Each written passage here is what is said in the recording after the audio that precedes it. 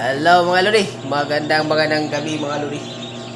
So night feeding tayo ngayon sa ating mga ducklings, sa ating mga siho.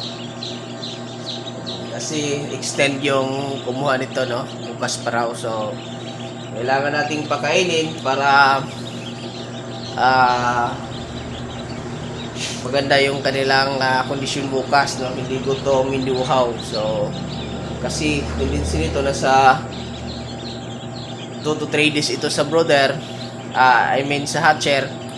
So ito matuhaw to, kaya kailangan nating pakainin at painumin mga lodi. Kailangan nating bantayan yung first feed nila, first feeding at first drink nila ng water, kasi uhaw na uhaw sila, mababasa talaga sila mga lodi. Yan. Kailangan kontrolin ang tubig, no? Kailangan nating bantayan para hindi mababasa yung kanilang mga balahibo, kasi pag nababasa, ayan, tendency na mamatay sila kasi na susubraan ng lamig. So mas maganda dito kung may ano kayo mga lodi, may pailaw, no? May ilaw. Ako hindi ako gumagamit ng ilaw, sa gabi lang ipinapasok ko sila sa karton or doon sa aking brother, no. Pero mas madali silang liliksi kapag may ilaw mga lodi. Tamang pakain lang, tapos yan, mas madali silang lalakas pag ano, may ilaw. Okay, so ganyan sila mga lodi pag kumakain sa gabi.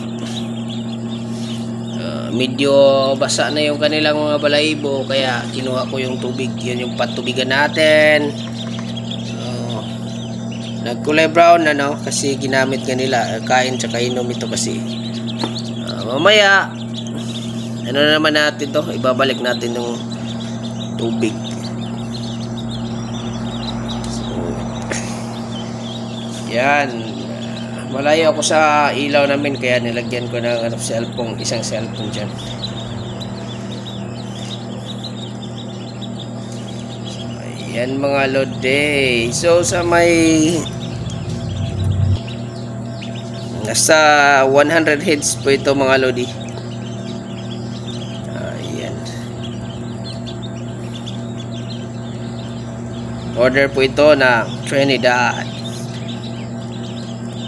Sa mga nagtatanong kung paano kayo makakontak sa akin mga lodi, so bisitahin nyo lang dyan sa description mga lodi, yan ang aking Facebook account. Mag-PM kayo sa akin mga lodi. Okay, salamat mga lodi.